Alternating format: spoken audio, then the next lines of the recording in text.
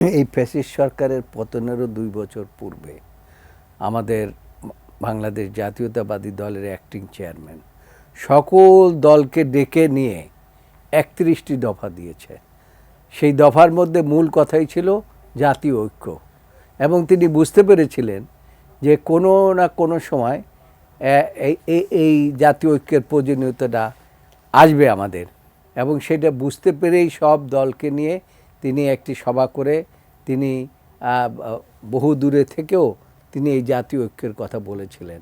আর আজকে আমরা বলছি জাতীয় ঐক্যের কথা, এটা কিন্তু নাজমুল হাসান ভাই এই এখন বললেন, কিন্তু বিষয়টি কিন্তু অনেক আগের থেকে ভাবা হচ্ছে। আর একটি বিষয় আমরা লক্ষ্য করেছি যে এই ফ্যাসিস্ট সরকার প্রধান ভারতে গিয়ে একবার ঘুরে এসেই বলেন যে আমরা অনেক কিছু জয় করে এসেছি। আর আমরা তখন বলতাম যে হ্যাঁ, অনেক জয় করেছেন, মানে সব দিয়ে এসেছেন, যত পেরেছেন দিয়ে এসেছেন।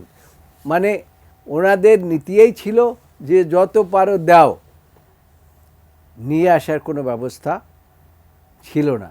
আপনি জানেন যে এখানে যদি কোনো কিছু হলেই তারা হয় পেঁয়াজ রপ্তানি বন্ধ করে দিত অথবা চাউল রপ্তানি বন্ধ করে দিত, কিন্তু এই সরকার ছিল আনডান, তারা কোনো কথা বলতেন না। এবং এই যে অবস্থা, তারা মনে করতেন যে ভারত একটা প্রভুত্বের কাজ করবে তাদের, এবং তাদেরকে বাঁচিয়ে রাখছেন। এবং এই গত 3টি যে টার্ম যে নির্বাচন গেল, সেই নির্বাচন সম্পর্কে পৃথিবীর বহু দেশ কথাবার্তা বলেছে, কিন্তু আমাদের পার্শ্ববর্তী দেশ কিন্তু একটি কথাও বলে নাই যে এই নির্বাচন সঠিক হচ্ছে না, জনগণ ভোট দিতে পারছে না। একটি কথা কি বলেছে? বলেন নাই। তার অর্থ যদি ভালো জিনিসের কথা যদি না বলে, তাহলে তাকে তো বন্ধু বলা যায় না।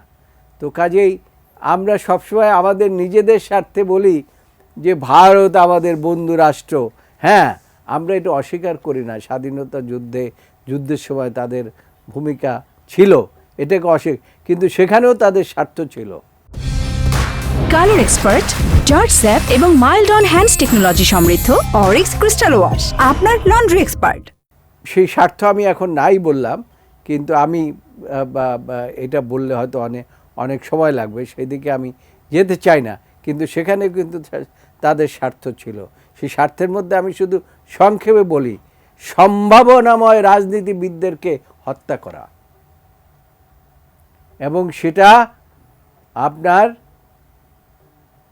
৭৫ সন পর্যন্ত হাজার হাজার মায়ের বুক কিন্তু সেই সময় তারা খালি করেছে। কিভাবে? একদিকে গণবাহিনী করেছে, আরেকদিকে রক্ষী বাহিনী করেছে। গণবাহিনীর দায়িত্ব ছিল এই সম্ভাবনাময় রাজনীতিবিদদেরকে বেছে বেছে বের করা, এবং রক্ষী বাহিনীর দায়িত্ব ছিল তাদেরকে হত্যা করা। এরকম আমার জানা মতে সারা বাংলাদেশে হাজার হাজার মায়ের কোল খালি হয়েছে। শুধু খালি হয় নাই, খালি হয়েছে বাংলাদেশের রাজনৈতিক মাঠ।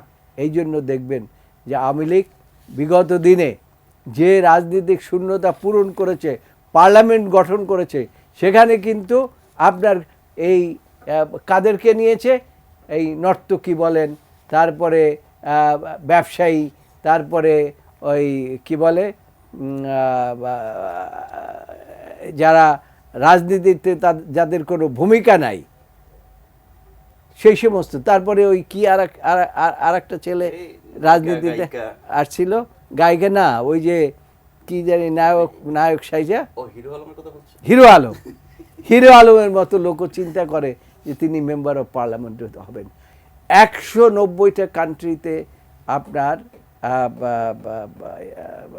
রিটেন কনস্টিটিউশন আছে, এবং প্রত্যেকটা রিটেন কনস্টিটিউশন যেখানে আছে, এমনকি ব্রিটেনে যেখানে রিটেন কনস্টিটিউশন নাই, সেখানে পার্লামেন্টের মেম্বাররা কিন্তু অধিকাংশই যারা ল মেকার হয়, তারা কিন্তু শিক্ষিত, এবং তাদের বা বলতে গেলে এই লিগ্যাল প্রফেশনে তাদের সবচেয়ে বেশি, সারা পৃথিবীতে লিগ্যাল প্রফেশন একটা আছে, তো এটা জুডিশিয়াল সিস্টেম তো আছে, সেখানে যারা এই আইন প্রণেতা হন তারা কিন্তু এই জুডিশিয়াল সিস্টেমের মধ্যে তারা কাজ করেন।